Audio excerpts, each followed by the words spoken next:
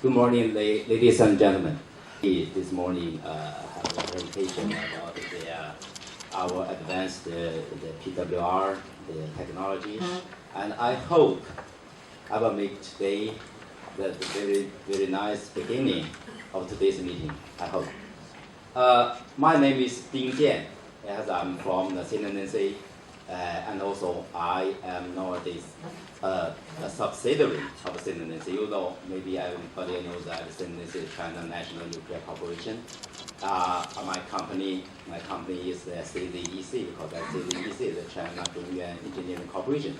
It's dedicated to the international project, international marketing, and also the international project implementation of the nuclear power, and on behalf of CNNC. So I'm the vice president. Okay. My presentation, because today the organizer only given me half an hour to make the presentation. I think that it's very short for me, but I will try my best to cut it short and give you the follow-ups, some more times to present their presentation. Okay. My presentation generally falls into three parts. The first two is very short. One is the nuclear power development in China, only one slide. And the second one is 5 slides. It's about the CNNC. And the CNNC, I think that only take 2 or 3 minutes. And also I will take the more time to introduce my technology. PR1000, that we call that advanced, active, and passive PWR.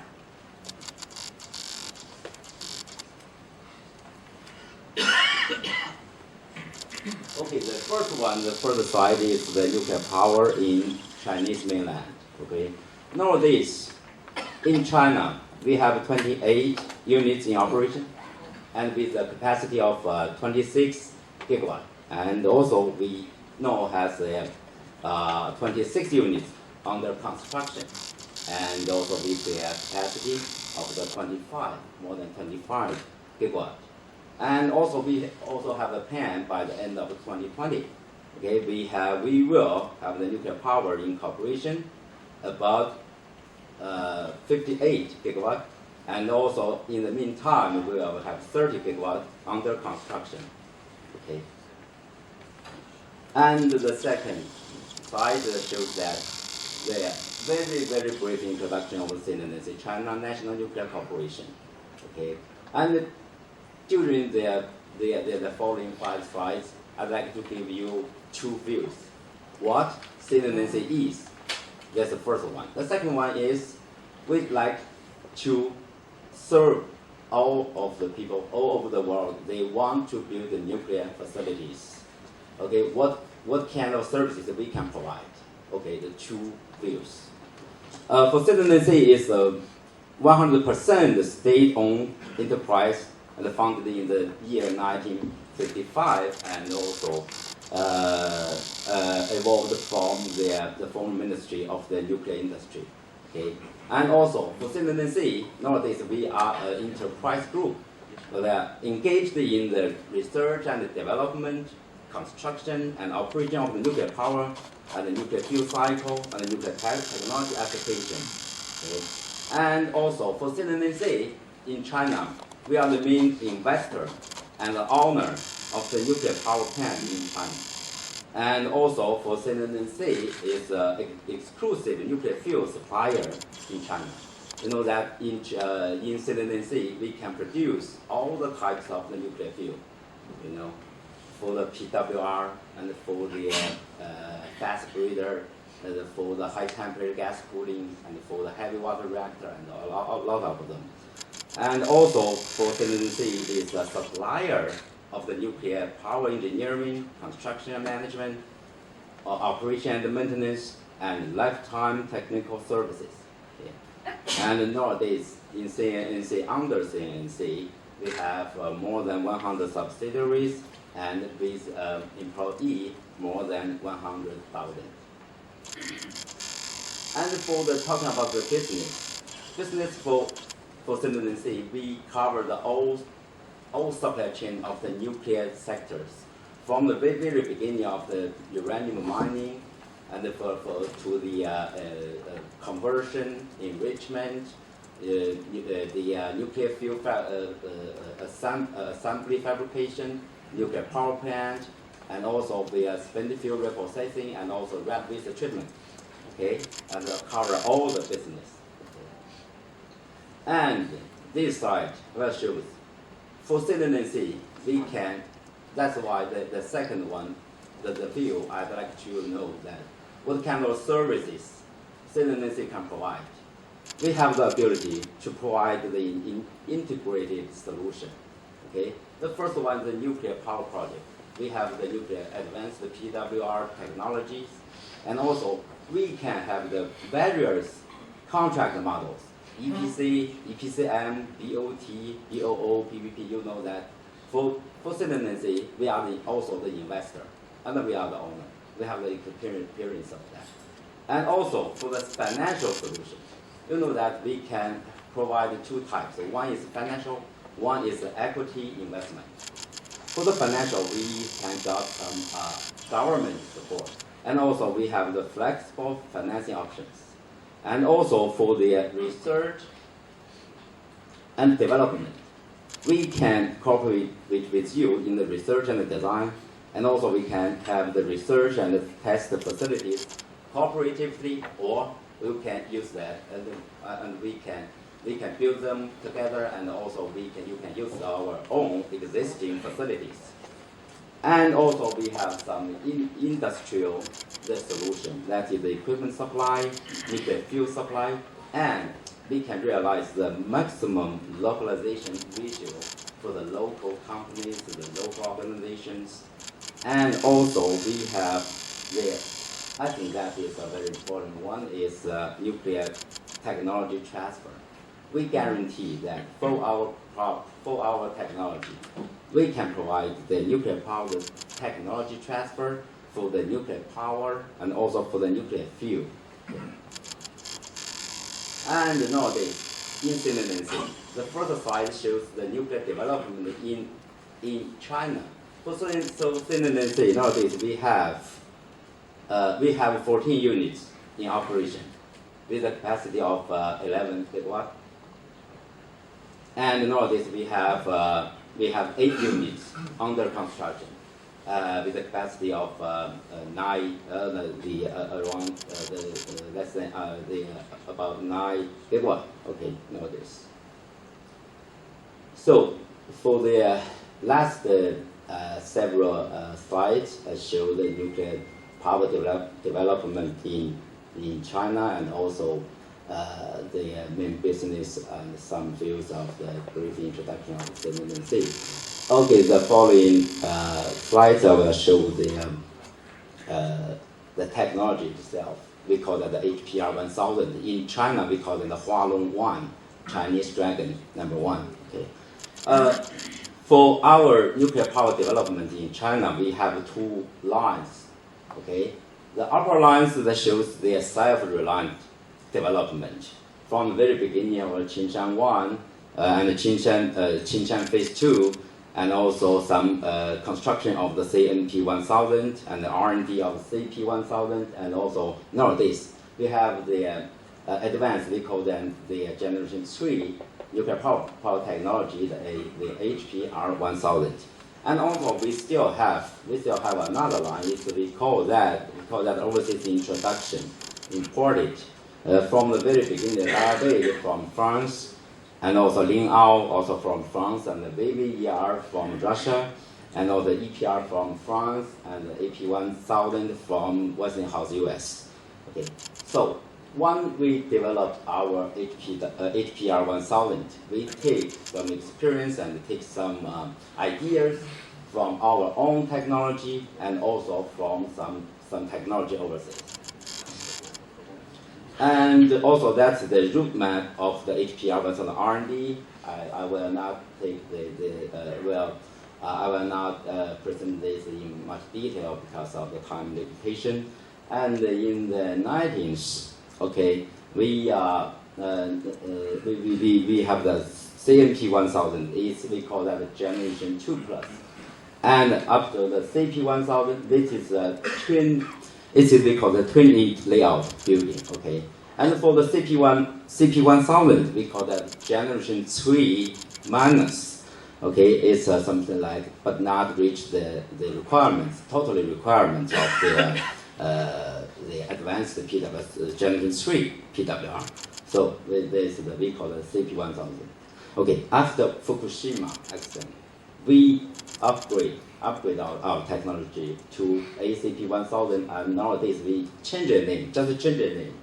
From the year 2010 to year 2013, okay, we develop our generation 3 nuclear power technology. We call that the HPR 1000. We call that the generation 3. Okay. Talking about the HPR 1000, very briefly, we call that we have 4 threes. Okay, the first 3 is third generation PWR. Okay. And it has meet all the latest nuclear safety codes and standards and regulations that with advanced technology. The second one is we have, generally speaking, 3 design features. We call that for the reactor core. We adopt the 177 fused assembly core, and also we have the single unit layout and the double shell containment. Okay. And the very, very important one is we have the 3. This also, we call that the innovative design. It's 3 active plus passive systems. The one is the residual heat removal from the secondary side, and also the containment heat removal, and also we have the reactor cavity injection and cooling system. And, okay, we have another last 3. The 3 enhanced protection capability against, first one, the seismic. Okay, we adopted the 0.3 G, the peak ground acceleration, and also we can resist the commercial aircraft crash, and also we prolong the planned emergency. We call that we prolong the autonomy of the plant period. Okay, the general parameter is the reactor core thermal output. It's 3,000 megawatt thermal, and also for the nominal power, it's more than 1,100 megawatt E. And also for the design lifetime, the 60 years, and also the fuel assembly, I have mentioned that. And the fuel refueling cycle, it's 1.5 years. And for the average availability, more than 90%. Okay, the nuclear island layout with a single layout and a double shell containment. And for the safe shutdown earthquake, we take the number of the 0.3 G. And for our technology, we have the load following capability. And also we have the operation non-intervention period. It's half an hour. And for the plant autonomy, it's prolonged to 72 hours. Okay.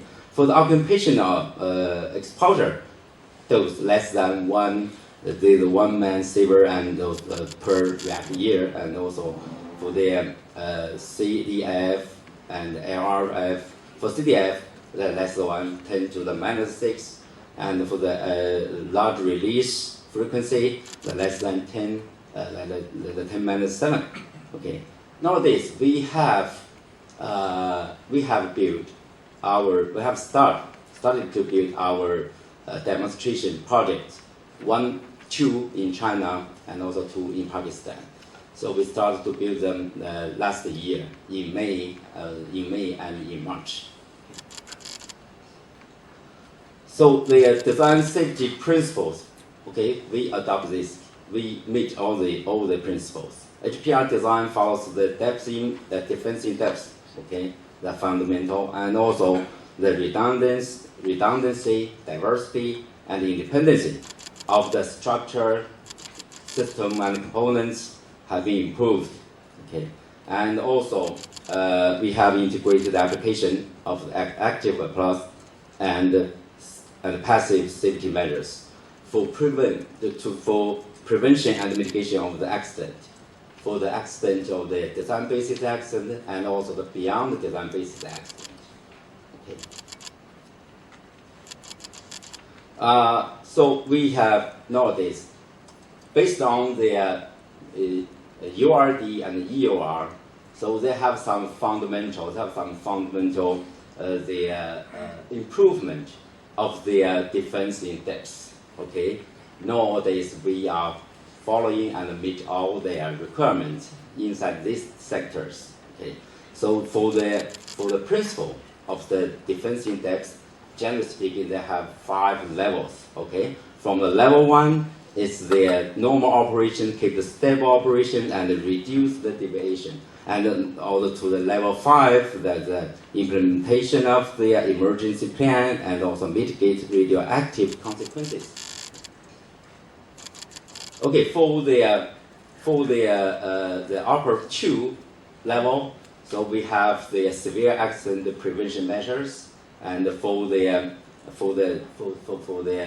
level 3, 4, level 5, we have the severe accident mitigation measures. Okay, for our HPR 1000, it are ensured. The fundamental safety functions are ensured, okay, by this our measures in these fundamental functions to realize the fundamental safety functions. One is the control of reactivity. Second one is the removal of decay heat, and also the third one is the confinement of the radioactive materials. Okay, for the react core, I have mentioned that we have the low leakage fuel load escape. Okay, with a fuel assembly of 177. And the refueling cycle is about 18 months. And also we upgrade our in-core instrumentation.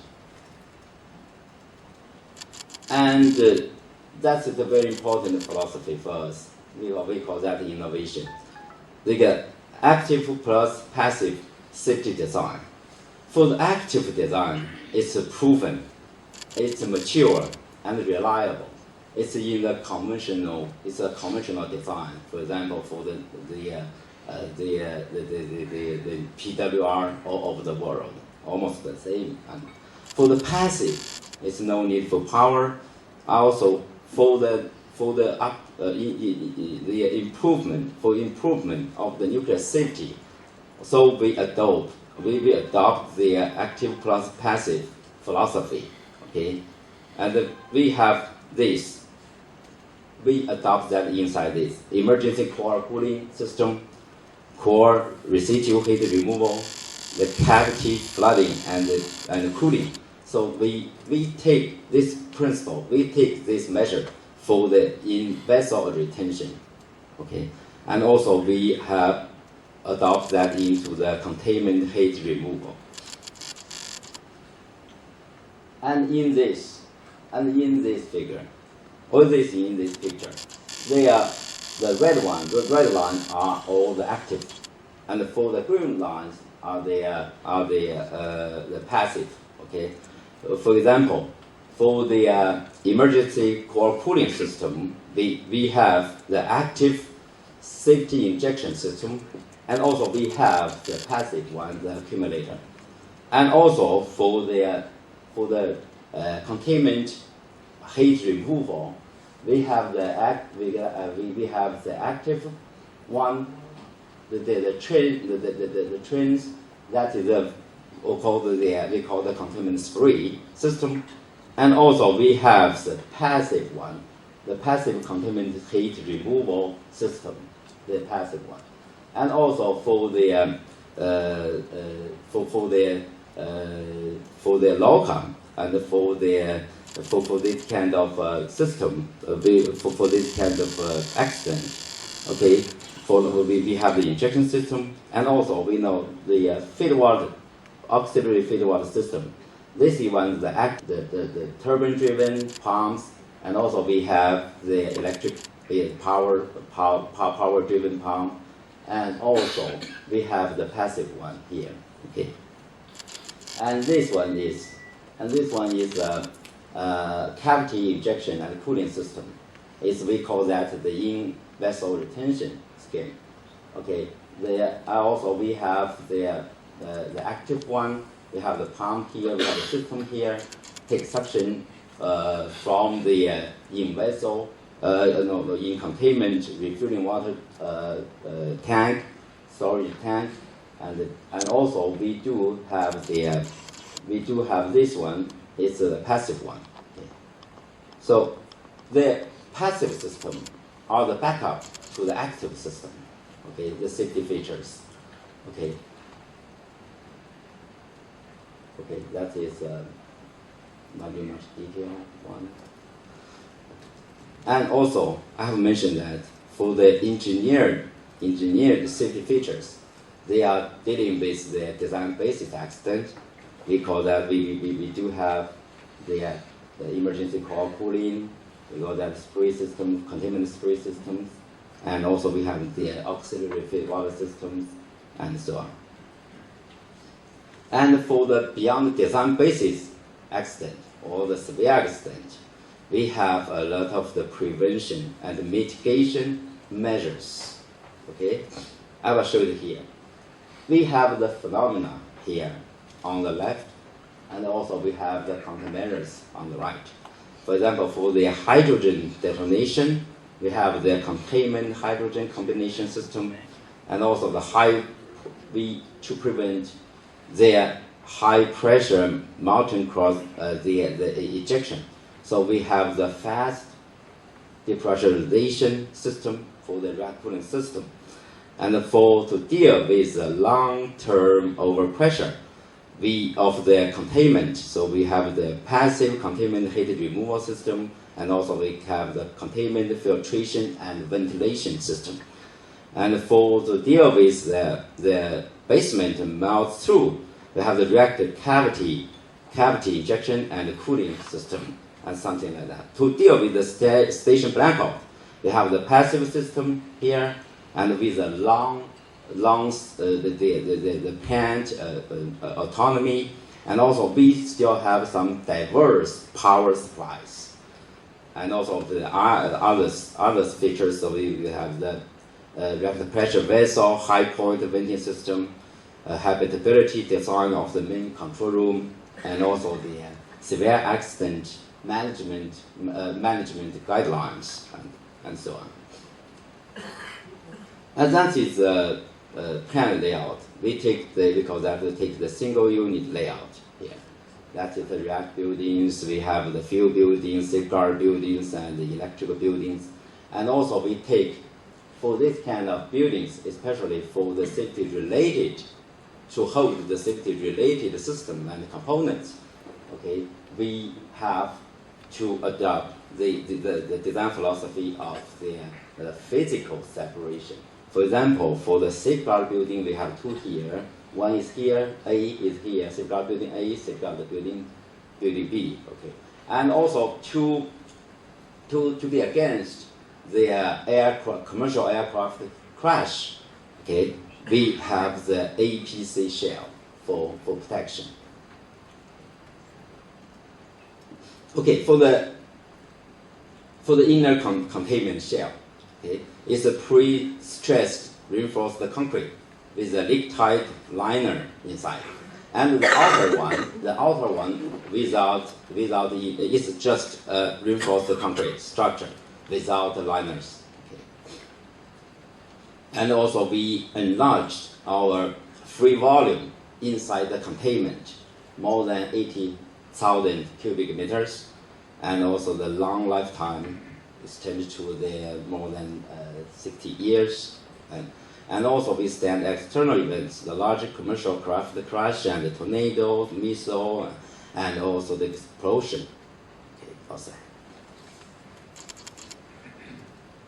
That just I have to do that. We have the APC shell to protect only for the reactor building, the fuel building, and the electrical building and container.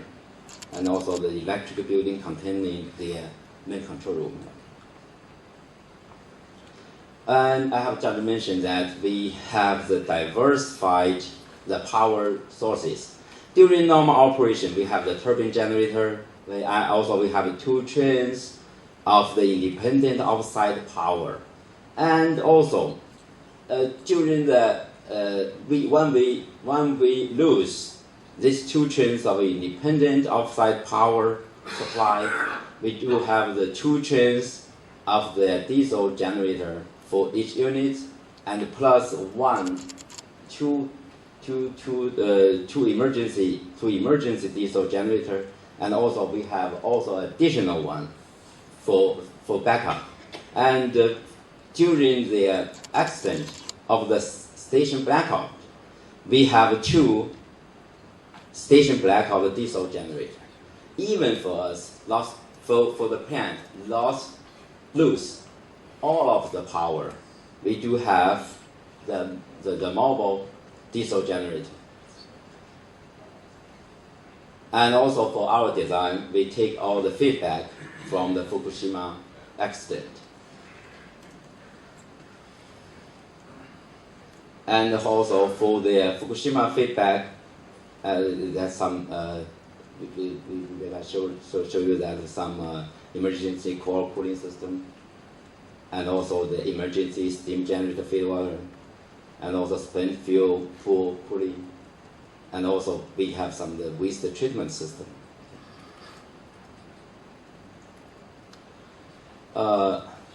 Okay, for our proven technology, this passive system verification test, we have a lot of tests, something like that.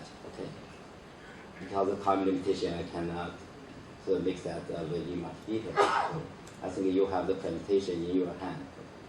Many of the verification tests and experiments. And also, we have the proven equipment. The design of the equipment are all proven and all mature. And also, we have a lot of operation experience in the existing plants. And also, I have mentioned that is the 14 unit 5 and 6. Okay, last May we started to build our the HPR 1000 here in the very south of China. That's some 3D models. Okay. And nowadays we have all finished our general design, basic design, and also the detailed designs are on schedule. There's some pictures of the progress of the construction of the Hualong 1. That is the basement. And also there's some progress up to now, after this update. Okay, we have the 3rd module of the containment steel liner. We have installed that. And this is also the picture. This is the rack building internal structure here, and also here. So I'd like to make some summary. One is 2 features, main features. And the first one is that HPR 1000 is safe. So we take some active plus the passive design philosophies, and also we have some increased safety margins, something like that. And also we have completed the severe accident prevention and mitigation measures here. And also, it's we call that HPR 1000 is a new one, but it's a proven one. Okay, for the proven technology with a normal operation system based on the mature technology, okay, and also some of the proven equipment I have mentioned, and the manufacturing capability and experience. And talking about the economy, okay, extended the refueling cycle from 12 months to 18 months. Okay. And also they prolong the plant design lifetime and of the construction period and cost under the control. Okay. You know that in China we have a lot of projects under construction, so we have many experience of constructing this kind of models. And also, HPR1000 is the advanced PWR which integrated advanced technology features on the basis of proven technology. That's one word. One sentence. Another sentence is the HPR1000 satisfies the latest nuclear safety codes and meets the utility requirements of the Generation 3 nuclear power plant. And the last one is HPR1000 is a safe, clean, economic, and reliable global energy solution. It's my field, okay. And also it's my presentation, and thank you very much.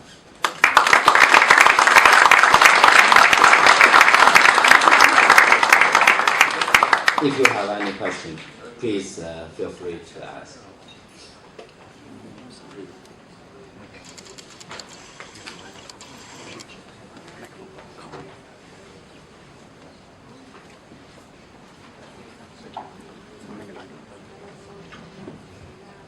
Well, thanks for the presentation. I'd like to ask you a question related to your active plus passive design philosophy.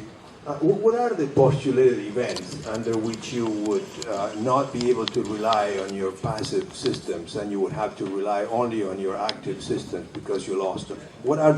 Under what circumstances, what scenarios you would lose your passive systems? You know what's our basis? They are talking about the initiating events, something like that. What kind of I'm asking what are the postulated events under which, theoretically speaking, if you have passive systems, why would you need, if you can rely on your passive systems to control your reactor and cool it, why would you need your active systems? What are the postulated events and scenarios under which you lose your passive systems and you have to rely only on your active system? Okay. So I think I understand your question. I think it's a very good question. For our understanding, for the existing plan in China, it's all for the safety systems are all for all the active systems, the nuclear safety features. And nowadays we have a lot of measures should be taken to deal with the beyond design-based accident. I think that is the latest requirements. So we put the passive system to make the backup based on our probabilistic analysis and also for the deterministic analysis. We think the 2 trains of the active system is no problem. But for the furthermore the requirements for the nuclear for the third the Generation 3 plants is related to the nuclear safety, so we plus the passive one as a backup. Based on the analysis, it's okay for us to meet all the requirements of the safety requirements of the latest regulations. And for you, why we have the passive one, why we should have the active one, right?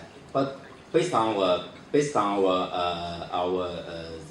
analysis, I think that only for the passive one, it's not okay to meet the latest requirements. And also, based on our thinking, the passive one plus the active one is the most efficient and the most safer.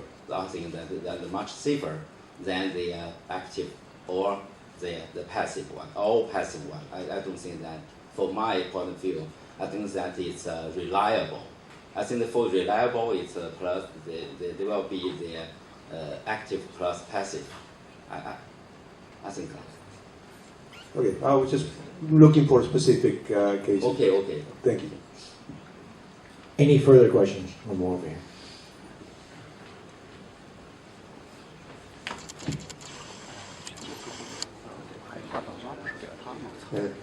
Thank you for the presentation. Actually, a very interesting design.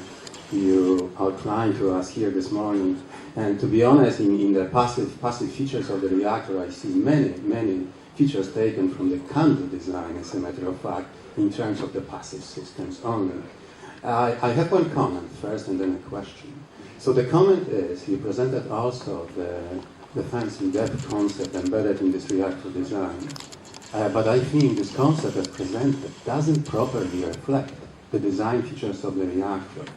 The reason is that in the aftermath of the Fukushima accident, so-called design extension condition and corresponding design features have been introduced in the reactor design. They effectively pushed the prevention of core melt down to layer 4.